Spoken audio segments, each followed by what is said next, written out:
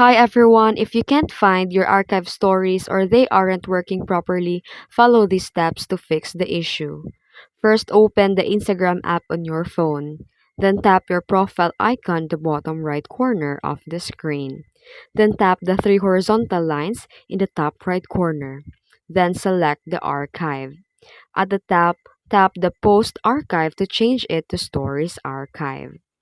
If you don't see your stories, move to the next step.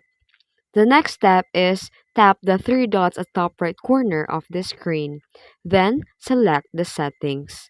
Scroll down and tap archiving or downloading and make sure to toggle the save story to archive on. If it was off, turn it on but note that previously stories won't be recovered. If the problem still persists, try clearing your Instagram cache. For Android, long press the Instagram icon, then tap the app info. Tap the storage and cache in order to clear the cache. The another way is to open your App Store or your Google Play Store. Then search for Instagram to check the updates. If available, update the app.